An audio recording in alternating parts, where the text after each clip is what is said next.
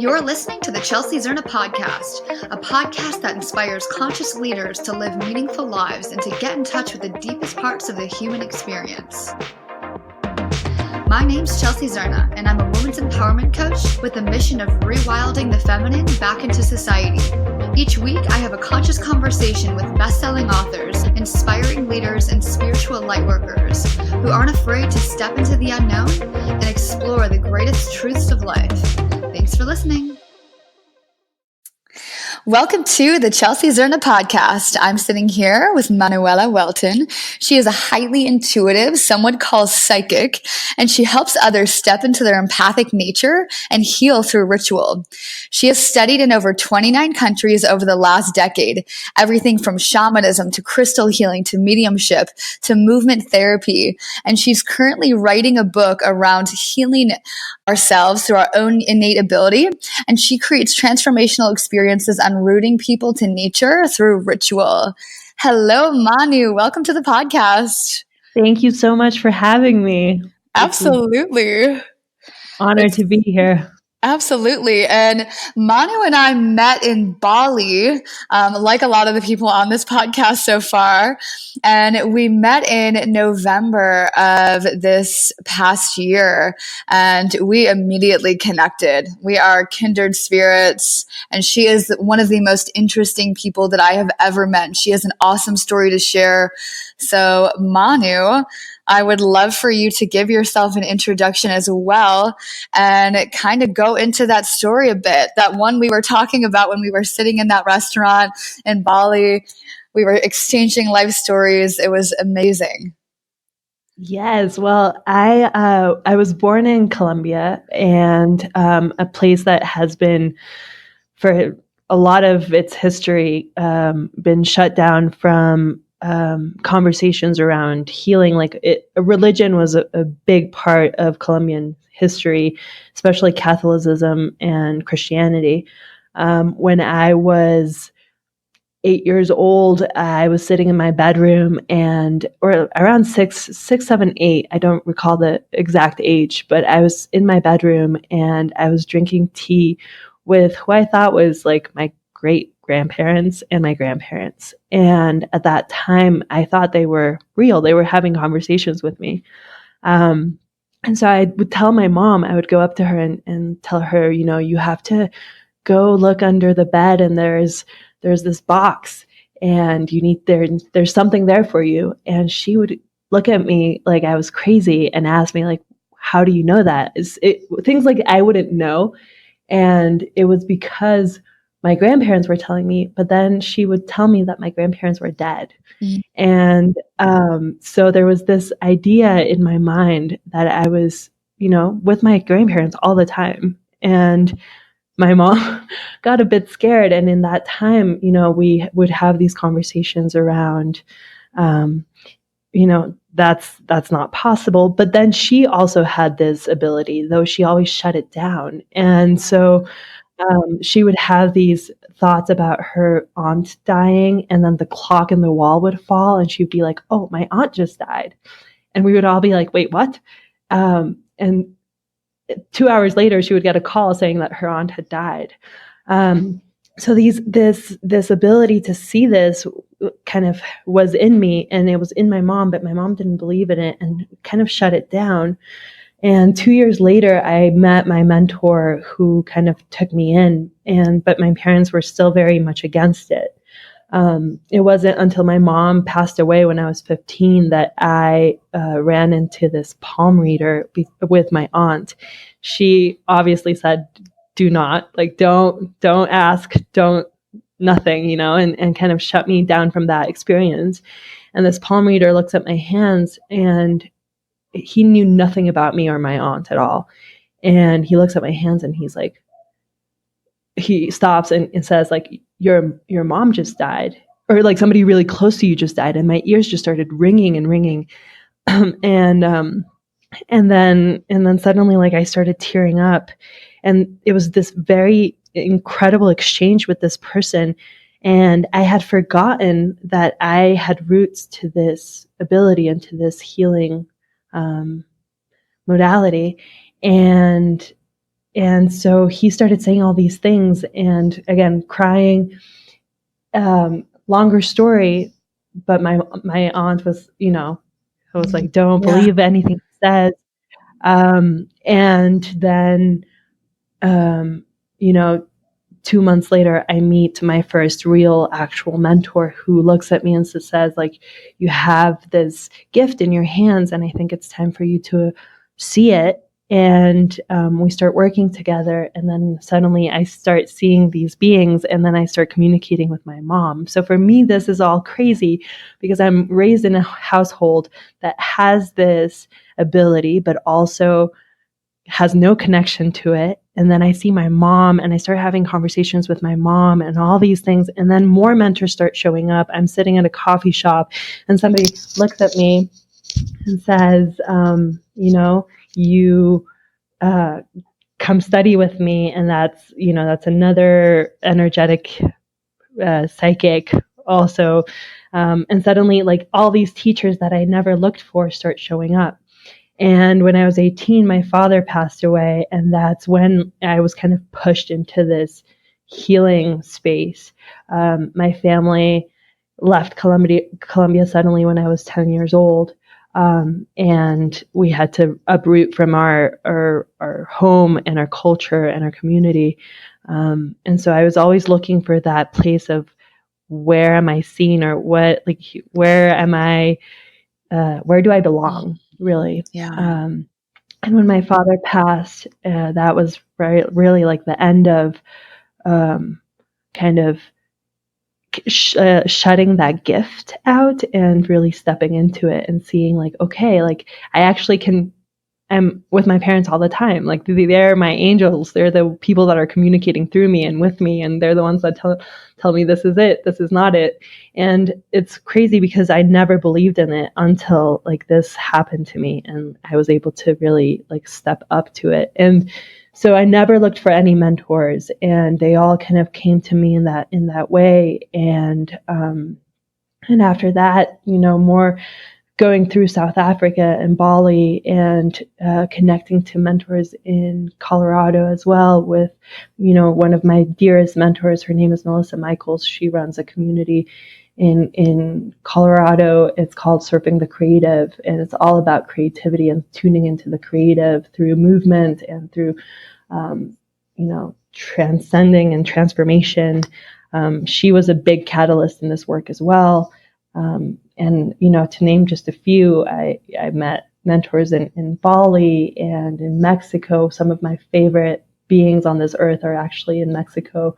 And one thing I would say also is when I was 4 years old, my parents put me in a plane, and they were No like, way. bye, see you later to Mexico. And that's when I was 4, I was on my own. And ever since, all of my mentors have come from there. Wow. So at 4 years old, your parents put you on a plane to Mexico. How long did you stay in Mexico? That time I was there for 2 months. Yeah. Wow. And then you were with family, I assume? And yes, I was with my aunt. That was the first time that I was out of the country, but I took the plane alone and was crying all the way there, I remember. And then when my aunt put me on the plane, I was crying all the way back. Oh my gosh. Yeah. Jeez. Wow, that is quite a story. So both of your parents didn't necessarily believe in the ability, even though you think that they also had this psychic ability or this almost ability to communicate with spirit in with people who've transcended this lifetime. And it wasn't until both of them passed that you felt comfortable stepping into your own gift with this and being able to use it. And did you communicate with them? Yeah, I mean, I still do. I almost can feel them being here, kind of. Wow. What does that look like? What does it look like to communicate? And when they first transcended, what was that conversation like?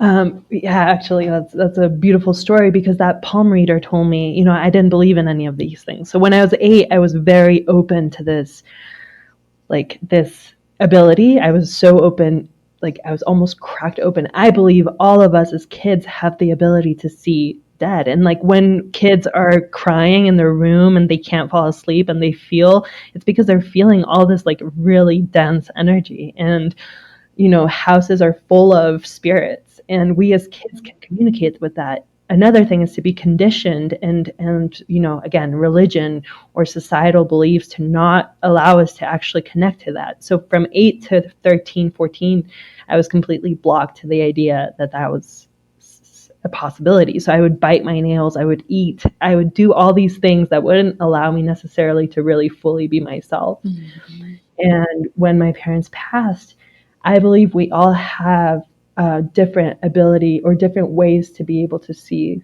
that. So for me, I have a very high auditory sensor and a very high visual sensor, which means that sometimes I see shadows, but I also feel. So when you put your hands up to your body or to your face or to your, you feel this heat or this cold. When I feel cold, I know that it's my mom. Like right now I'm freezing and the house is like 80 degrees. I'm like shivering because I can feel the energy of my mom. I think that cold is that feminine energy, or I don't like to say feminine or masculine because it's both. But I know that that's kind of how I connect to my mom. And when it's heat, it's warm, it's my father kind of tapping in. So there's that feeling of the energies, but I also can see sometimes the shadow. And then usually I can also see, for example, around the body, there's a color or there's something that means that there's a being or some sort of energy around it. Wow, that's amazing. Yeah. And you have a certain specific philosophy around the term psychic. And you have the belief system that we all have the ability to tap into this deeply ingrained intuition. And it's not necessarily this, the word psychic is sometimes blown out of proportion or just meant for only a few. And that's why you like to refer to yourself as more intuitive than psychic. Can you go into that a little bit and where that kind of came from? Absolutely. I feel like as human beings, we are so good at boxing ourselves, right? We box ourselves into intuitives, we box ourselves into shamans, and box ourselves into psychics. But I honestly feel like one and one kind of we have, or coaches, that's the new one, like I feel like coaching in some way, yes. And also there's a big part of that is our intuitive and our innate way of helping others see where they're at. And it's our empathetic selves really stepping into conversation with each other. Hey, I can see you in this way. This is what I see in you, and I'm projecting and reflecting something. Psychics to me in some way, yes, kind of can predict the future, quote unquote, but I don't really believe in predicting the future. I believe in reading an energy of where you're at this point in life. Like, let's say, hey, Chelsea, like, let me go into your future. What I'm reading actually is not your future. I'm reading a vision or a specific energy that you're holding on to right now. I can't actually see your future. Like, I don't believe in people who can actually see the future. I feel like I can tune into your energy right now of a vision that you're seeing. Yes. And then we can tune into to it together. And that's where manifesting comes in. And perhaps that's what reading the future is. But I don't necessarily feel like, we can read the future and we can't, because I also feel like so many different paths and we can take so many different avenues that can take us to certain and different, foundations or yes. I've always been curious about that too, because I was telling you before this call, my mom saw a palm reader at 19 years old, and every single thing that the palm reader said has come true up until this point and still continuing on. But, I also believe that we have the ability to potentially change our future by, like, if my mom were to drastically change and something in her life were to change, maybe the things that she want would also shift. And it's interesting because I feel like I change so frequently that my future also has the potential to change quite a bit. Like seeing a palm reader from when I was 7 to doing it now, I'm sure would be very different. Yeah. Well, and with that said also, is like how much of your mom's life was dictated by what that palm reader said, right? Like she had it in her mind that like what she was told, she had in her mind as like, this is what a palm reader said too. So how much also, like, I agree. I maybe I do believe in palm readers because of personal experience. Everything I've known, I've never read, I've never, I don't believe until I experience. Everything is from experience. So I do believe in palm readers. I believe they have a very potent, powerful gift. But at the same time, it's like what we're told, how much of that actually infiltrates the way that we live or the way that we walk this world. Yes. It's Almost like we're manifesting it just by knowing it. Absolutely. And that's our innate power and our gift, our own intuition doing its work as well. Yes, for sure. That makes a lot of sense. So that goes into conditioning a little bit. And you talked about how conditioning can empower us, but it can also disable this gift that we all have. So how has conditioning kind of affected us? And how can each of us kind of develop more of our innate intuitive abilities? Yeah, I think really listening to ourselves. I think, first of all, if we go back to that age between 1 and 5, what were those things that really drove us? Like, I'm with my nephews right now and I'm seeing them. Kind of one of them is really into building houses and drawing houses and like, wow, like bridges. And the other one is like a total acting, like, he looks at himself in the mirror and is in complete awe of this like being, right? And so, what is so fascinating is how much of our family dynamic can really go into it and kind of push that away. So imagine if this family, which is completely open to whatever the kids want to do, but let's say, my sister says, no, actually, you shouldn't build those houses and do those bridges. Like, that's not what you're here to do. But my nephew is very focused on like the bridges and the houses. And I know that in some way that architecture being in him is really focused in building those houses. Yeah. That's what he's passionate about. How many things and situations, whether it's school or, family or society, tell us, no, no, no, no, this is not the way. This is not what makes money. Like the writers, the drawers, the painters, and it's a privilege to walk in that. It's a privilege to really be able to live fully what you're here to do. But I think it's really going back to that age 1 to 5, 1 to 10, that really informs us what we're here to do. Like, I remember I used to like package perfumes in little bottles, and I would go house to house trying to sell these perfumes, like that I actually was kind of taking from my mom's perfume and then watering down.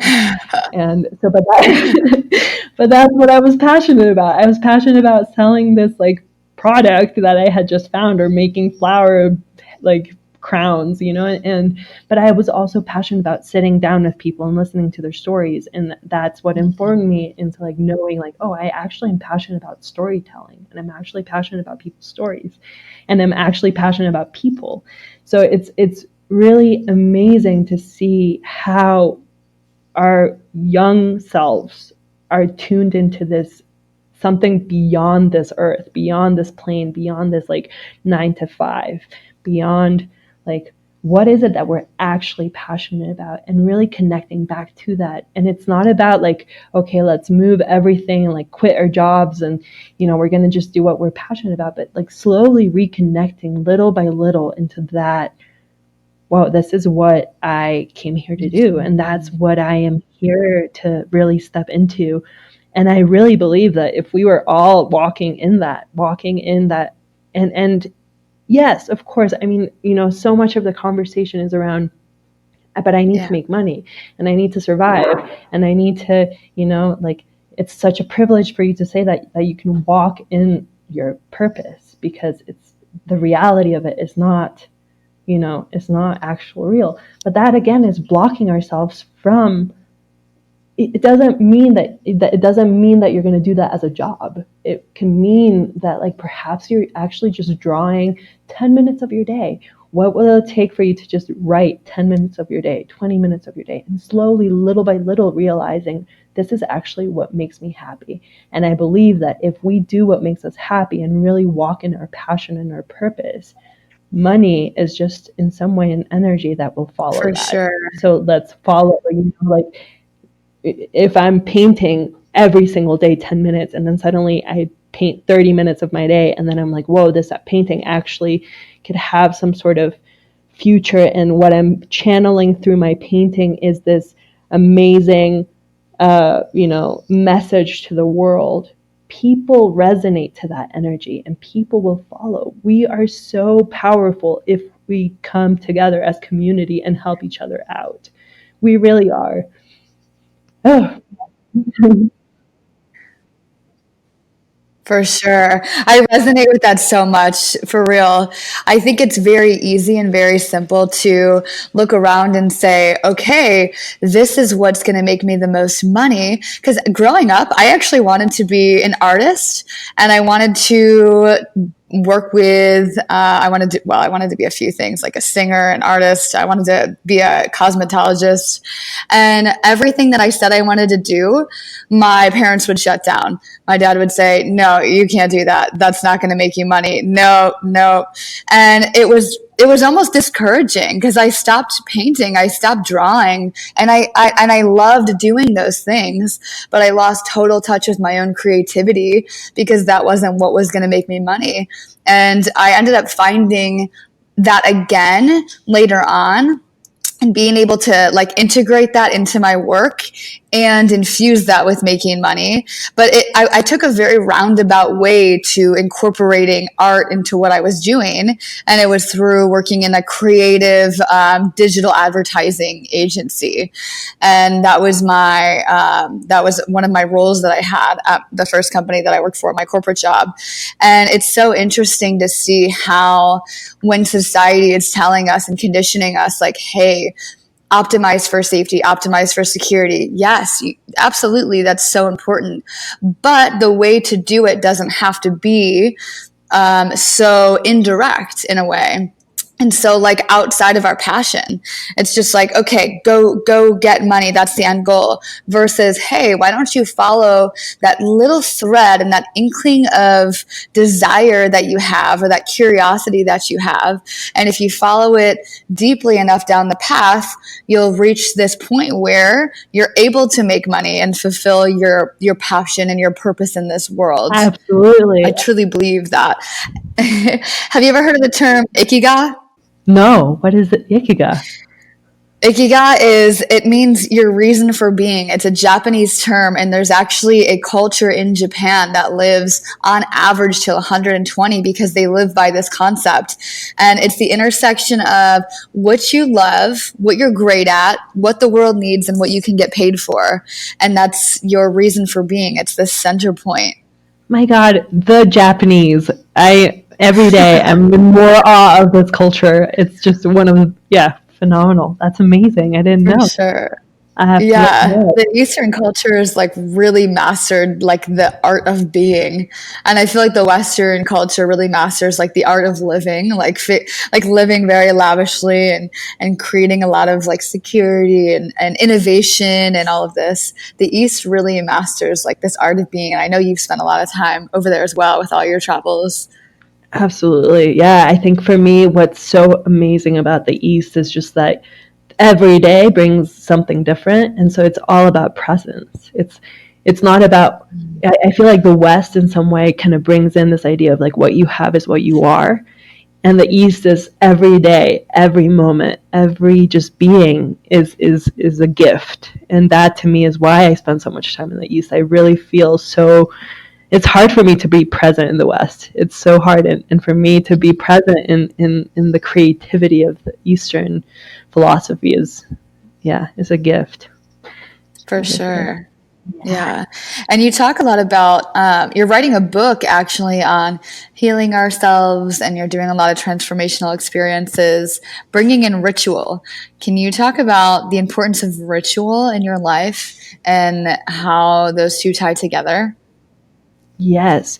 So the book is a bit of my own personal experience traveling and walking this earth, and how I have managed to, again, see that I don't believe fully, again, in healers, even though most of my life has been going and seeing healers. I believe that it's been my adaptability into those healers' philosophy that it has helped me and opened channels of possible healing for myself. But I also believe that a lot of my own path has been in some way given by this idea of ritual. And ritual, I know it can be a charged word, again, religion and so forth. But if we take out all the philosophy, like all the kind of conditioning again around the word, and we go back, way back into like that slow living, going back. I've also spent significant time in the Amazon where, again, nothing is taken for granted. Every day is a gift. Walking through the jungle, really eating from the land, spending time on the earth, bare feet, probably wearing the same thing for the next 2 months, not really being able to wash your clothes, being okay with that. But what is that ritual? What is that slow living? And the information that our first peoples of the world carry, and how we can really learn from that and be in that space of not knowing, but also having a connection to what's out there. I think what's out there is different for everybody. And I'm not here to tell you, my experience is different probably from your experience, Chelsea. And I think it's for all of us to experience something different and to share it and have a conversation around it. So I'm really adamant this coming year, 2020 for me is about really connecting people back to those roots. So I'll be holding a space called Remembrance, in remembering where we come from. One of my first experiences with this world was with this world of energy and healing was having a past life regression in which I didn't believe in any of this stuff. Again, I was like so close to the idea of like there was such thing as past lives. I was like, there's no such thing. We come here as this body and we leave as this body. And then I had this experience again where the room was like 90 degrees. I was in Mexico and suddenly my body just drops down to like -15. Wow. I'm shivering and I don't know what's happening. And I'm looking around me and I'm like, my mentor is just holding the space so clearly, so vividly, so beautifully. But my body is just compulsing and I'm just shaking. Oh my gosh. No hallucinogens. No, nothing was taken. My soul was literally regressed back to this lifetime in Russia where so before I say this, I have to tell you, I was completely terrified of the cold. I could not spend a winter in Colorado. I was terrified. I didn't like the cold. Nobody would understand, but I had to be in a tropical space. And then that moment where my body was like completely freezing, of course I was like freaking out. And then I realized I was like, oh, wait, I'm not in this plane anymore. And I look around me and then I get this piece of information where I am actually in Russia and my body has frozen to death. What? And I have left baby at home. And so I die. And I have this super clear image and vision of me dying in this Russian peak because I don't know why, I was a woman and I was hiking through and I was looking for something. And then boom, next stage. I'm an old woman in some sort of native Guatemala. It felt like what it was, Guatemala, surrounded by community, but gray hair. Like that's where I felt most at home. I was like, whoa. And I was dying in this bed and there was this whole community around me, just like holding me and holding my transition into death. And I was an 80-year-old medicine woman. Boom, changes. Now I'm a 15-year-old sitting in a bed in a convent full of nuns, and I'm just surrounded by nuns. And I'm like, what is going on? Like, again, I'm like having these images and this like actual physical experience of being regressed to these times. And then suddenly I come back to this plane, and it's like almost as if I have time traveled into this other world, into this other space. And so that, well, just even telling the story, I've never shared publicly. But for that, to me, was an experience, and that was an experience that I lived, and that made me believe that I've been in different planes and in different worlds and in different realities, and it's so coming back to this idea of ritual. We've been in different places before. We've lived different lifetimes. We have lived through different death experiences in different communities, in different bodies, in different experiences. I have an innate wish to work with people with disability because I know that I've been there and I have faced that. And so it's this idea of coming back and realizing that we're born into different races, different bodies, different experiences, and having that empathy that we've been there before. So again, coming back to ritual, coming back to the idea that I've actually lived in the Amazon before, perhaps, or I've been a medicine woman, and why I know what I know and why I've been shown what I've been shown in this lifetime is to perhaps bridge the world between that old way and the new way. And more because of technology and coming into these spaces of virtual reality and virtual space, like, yes, it can be incredibly helpful, but we're also losing touch with our natural, innate being in nature, in the simplicity of just walking outside and being barefoot in this earth and being bare everything, Now it's like, what can we hoard? Like, I want the new Nike, then I want the new computer, and I want the new cell phone. And no, it's coming back to that simplicity of life and how we can go back to that. So that's For sure. my wish is to remember where we come from, remember our roots in this earth. And even though our world is vastly changing and vastly corruption and, politics and all of this, but the simple things of just walking outside and putting our bare feet on the land and remembering that that's where we come from. That's my wish for the world, is to reconnect people into that feeling. I love that. That's ritual. That's so amazing. That's so great. And what do these experiences look like? You bring people through these experiences where they're rooting into nature and connecting back into this ritual.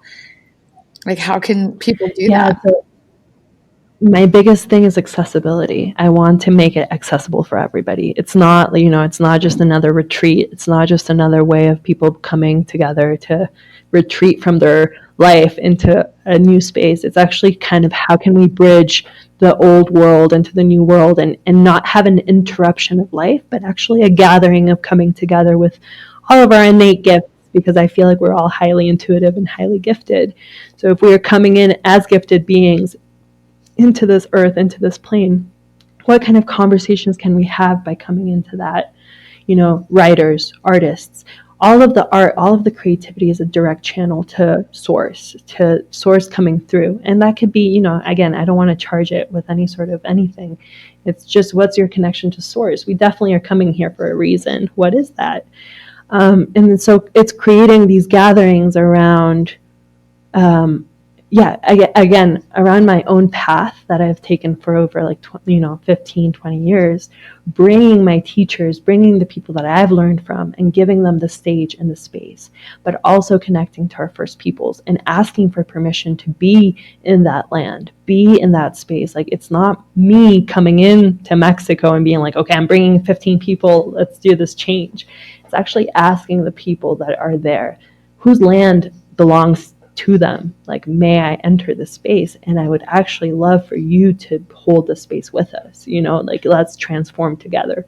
So that's what that space of transformation looks like. That's what that, it's coming into conversation. It's having the spaces to transform and to exchange and to become, empathetic, to understand each other by stepping into each other's shoes. And again, accessing what I've learned, what I continue to learn, all the people that I've met throughout these years. I know that I've met them for a reason, and all I want to do is connect. And so another thing that I would say is that I was incredibly afraid of connecting people. It was actually a big wound of mine it was, Connecting people to each other. yeah, yeah. Yeah. Like, Okay. whoa, and I'm saying this publicly again. Well, I've never really shared this also publicly, but like I was afraid of connecting people. I think there was some sort of wound when I was 9 years old where I like introduced two of my friends together and then they ran off, and here I was sitting on my own, like bye. And so there was an old wound there, and then I realized, my God, this wound is actually an enormous gift that I have. So let's look at our wounds and let's look at our gifts, right? Like your biggest wounds are your biggest gifts. That's another philosophy of mine. Look at them right now. I invite everybody who's listening to this to look at where that wound is sitting in your body. And so from that wound, from that understanding, I was like, okay, if that's my biggest wound, I have to look into this. So I looked into it for about 6 months, and I'm not perfect. I still have a fear around connecting people, but I realize it's because of an experience that I had when I was little. And so these spaces that I'm creating is also an opportunity for me to connect people, because there's so much intelligence in the world. I mean, I'm even getting chills saying this. There's so much intelligence. The minute that I connect you, Chelsea, with what you need in the world, and I don't know everybody, but I know somebody that could potentially escalate the dream and your vision.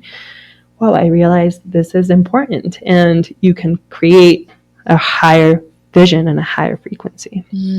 So these spaces of transformation also create that, and create community, and create that possibility of somebody that might not know somebody across the world, and bridge that space. I love that. And that is such a gift, being a connector. And in astrology, they call Chiron the wounded healer. And it's actually a gift that you have where you also have wounding. And usually it's your best gift. And that's why you have the wounding there. It's for you to overcome that, because that's something that you give so freely to others. And it's learning how to give that gift back to yourself. Yes, exactly. That's one of our biggest works is to look at all those shadows in our body and our psyche, and I think the biggest way to heal it is to share it. Like for me to just have shared this right now is another step into healing this wound that I believe I was born with, and that I was shown when I was 8 or however old I was shown, and that I held on to it, and that I'm here in this time to also heal. And the minute that I step into it and I like connect, then that will return tenfold. And I'm not doing it for the return, but it will return tenfold in the sense that I will feel liberated and free. I love that. True work here. And one thing that I want to mention on this podcast, especially because we're talking about healing, about a year ago when I first went to Bali, the term healing was very off-putting for me. I was like, oh, I don't need to be healed. I'm not broken. And it was this connotation that I attached to the word. And throughout the year, going through all of this and this journey of my own self-exploration, I realized, and Eckhart Tolle talks about this a lot, we all hold pain bodies. And it's a part of ourselves where we've had an experience and we didn't fully release it, or we didn't express it, and instead we attached it and we carried it up almost like something was on the ground in our way, and we picked it up and we started walking around with it. And when we don't express those things, they stay in our bodies, and we actually do need to heal and release and expose / just allow that energy to unfold. And it does require healing in that way. So if anyone else is listening to the podcast and they're like, why do they keep talking about healing, which is a really big term in the consciousness space? It's like healing is such a big term that I feel we bucket over a lot of things, but it is so important because we all have so many wounds growing up. We all have gone through experiences that potentially do need healing. They just need love, and they need either expression or not just a Band-Aid, which a lot of people take medication to cover up those band-aids. And this is like actual healing, like emotional healing. And that's a really good example. When you were 8 and you said when you were born, maybe you had this your whole life. And when you were 8, this was the first kind of story where it was showing. And then you had the opportunity to heal that over a period of time. Yeah. And for you, for example, Chelsea, I know that you're a bit in the like movement space, right? You've been doing ecstatic dance, and, 5 rhythms is a huge tool of that transformation. And I mentioned my mentor, Melissa, who you goes through the map of the 5 rhythms, but ecstatic dance also. I mean, movement and dance are such a key component to shaking things up. And, feelings that have been so suppressed for so long, in 10 minutes of movement, you can realize, oh my gosh, I forgot that I had broken my wrist, and so much trauma is actually held in my wrist. And how has that influenced and dictated and directed my path? Like, I'm holding on to that trauma in my wrist, and that has severely informed where I am now. And it's a true story, actually. Like, the wrist, every part of the body holds so much information, and it's seeing that and like releasing that. For sure. Yeah. Especially in our chakra system too. Our emotional being can be held in different parts of our body. We hold a lot of our emotions in our sacral chakra. And sometimes if we don't heal that, it manifests in addictions or in other sorts of coping mechanisms that are not as healthy. So there's like different parts of our body where energy can be accumulated. And it's so interesting because both of my parents are doctors. They're in the medical field. And my mom's a nurse, my dad's a doctor, my brother's a PA. So literally my entire family is in this space. And I talk about emotional healing and releasing, and they're like, well, why don't people just go to the doctor? And I'm like, but that's not necessarily helping. It's more putting the Band-Aid. And obviously there's a lot of things that you need to see a doctor for, but there's a lot of things that a doctor doesn't ask that is so crucial, like to your emotional healing. And there's no coincidence you were born into a family of doctors. There's absolutely no coincidence there.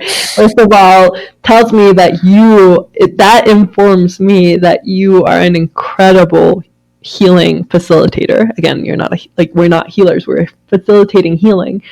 And that your parents, both doctors, are, incredibly intuitive and can tune into the body. What has happened, once again, is conditioning.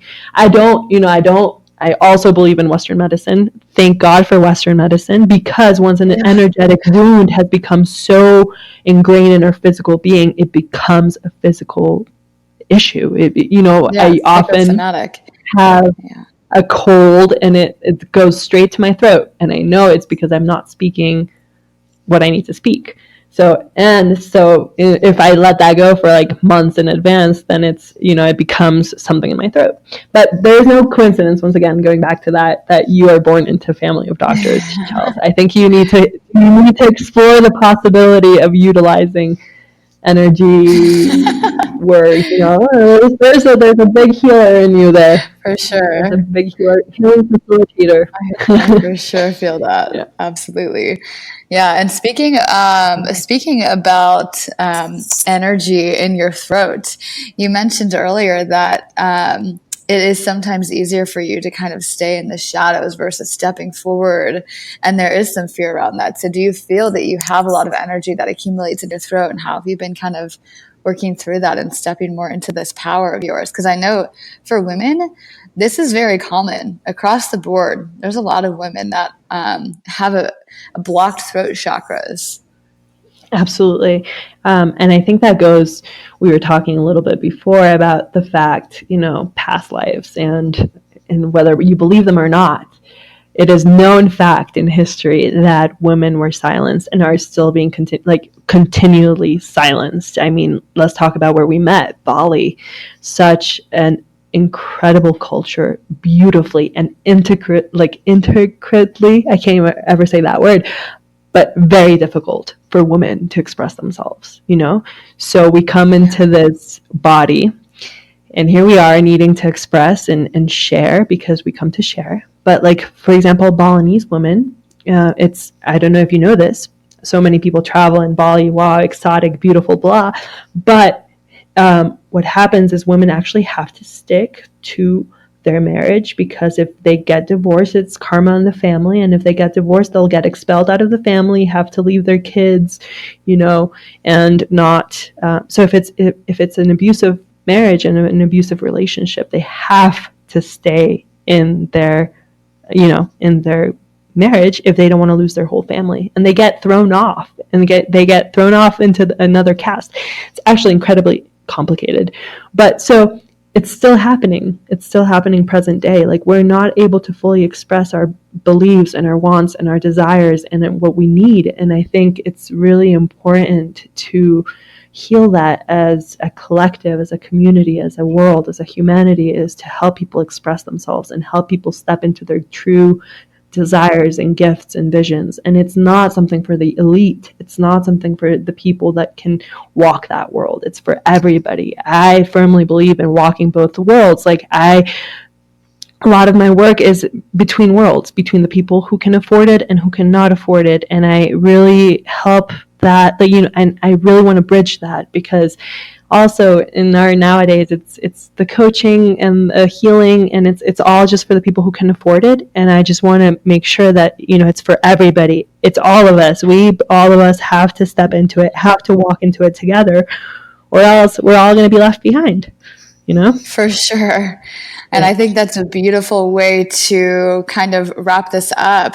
We talked about psychic ability and how the difference between the innuendo between psychic and being hyper intuitive. And we talked about conditioning and bringing our gifts into this world. And we talked about the importance of rituals, and we talked about healing. If there's anything that you could leave people with today, something that they could take with them and either implement into their life, or just a bit of knowledge that they can kind of come away with, what do you think the number one thing that you'd leave them with would be? Oof. I feel like we've kind of touched on so many things that need to be processed. But I think the biggest thing for me is that you are capable of your own healing, and to look for help outside and facilitating. And that's so important. Like, I would not have been where I am today if it hadn't been for the people that helped me along the way, and my teachers and my mentors. But I also feel like patience and waiting kind of on believing that you're here for a purpose and that you're not alone, and that everything is going to make sense in divine timing.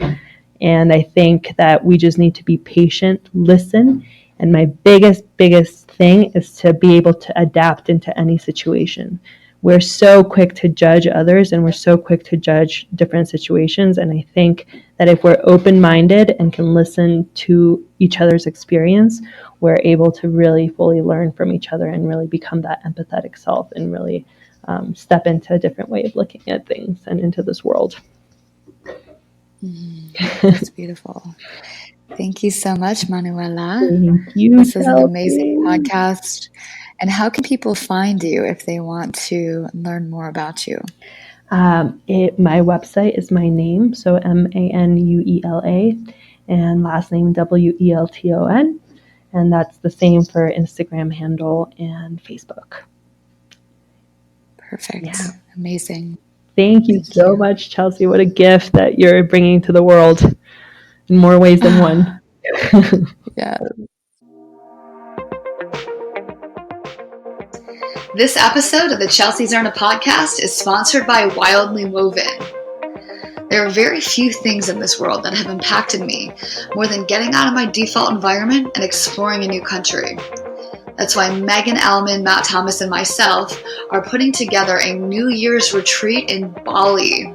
This is an 8-day event for people looking to dive deeper into their soul and balance their inner masculine and feminine energies. It's open to both men and women, and it'll be 8 days of breathwork, yoga, meditation, exploring the local culture. For more information, head over to wildlywoven.com.